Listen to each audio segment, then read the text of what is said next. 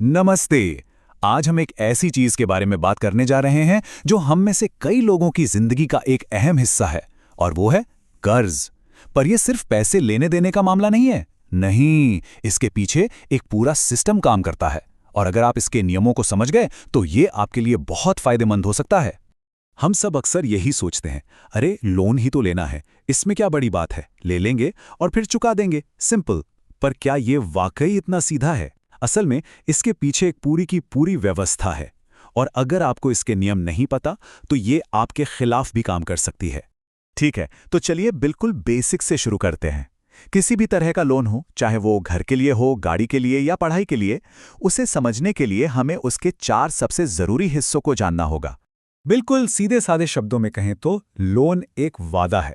आप आज पैसे लेते हैं और वादा करते हैं कि आप इसे बाद में वापस करेंगे, और उस पैसे को इस्तेमाल करने के लिए आप एक फीस चुकाते हैं, जिसे हम ब्याज या इंटरेस्ट कहते हैं। देखा जाए तो पूरा का पूरा बैंकिंग सिस्टम इसी एक आइडिया पर टिका है, पैसा उधार दो और उससे ज्यादा वापस पाओ। इसे ना एक रेसिपी की तरह सोचिए। हर लोन में ये 4 मेन इंग्रेडिएंट्स होते हैं। पहला, मूलधन, यानी वो रकम जो आपने उधार ली।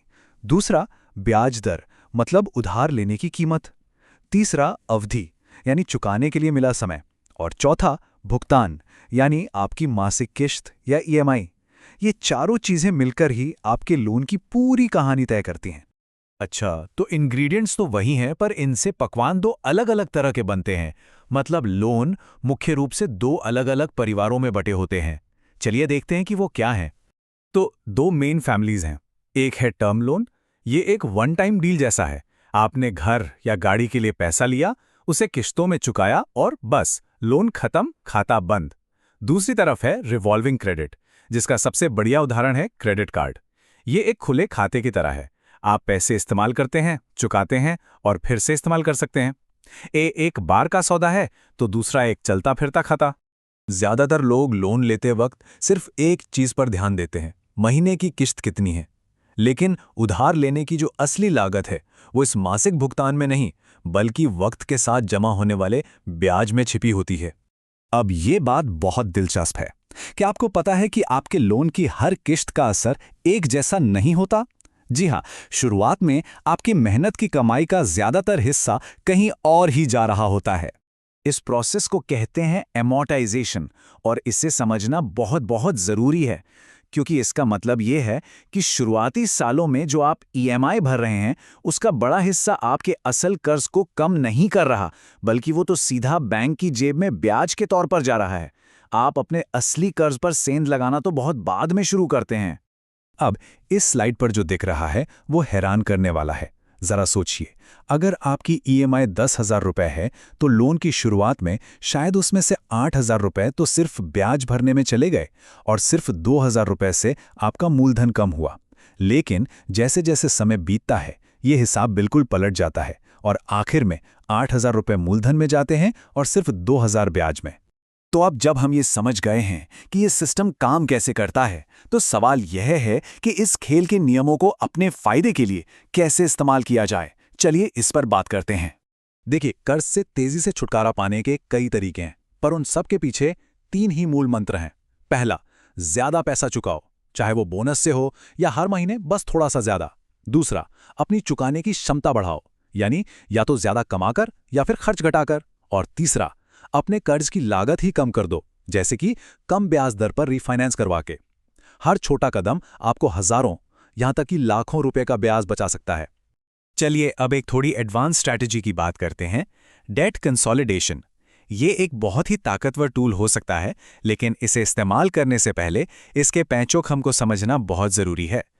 जब लोग डेट कंसोलिडेशन शब्द सुनते हैं तो अक्सर कंफ्यूज हो जाते हैं। ऐसा इसलिए क्योंकि इस एक ही नाम के 2 बिल्कुल अलग मतलब हो सकते हैं, और इन दोनों के बीच का फर्क जमीन आसमान का है।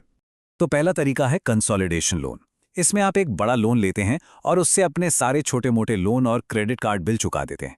अब आपको कई जगह किश्त भरने के बजाय बस एक ही ईएमआई देनी है। दूसरा तरीका है कंसोलिडेशन प्रोग्राम। इसमें एक कंपनी आपके बिहाफ पर आपके लेनदारों से बातचीत करके कर्ज की रकम कम करवाने की कोशिश करती है।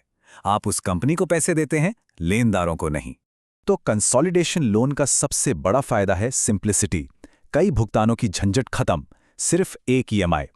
लेकिन सावधान, अगर आपको अच्छी ब्याज दर नहीं मिली तो हो सकता है कि आप लंबे समय में ज्यादा पैसे भर दें।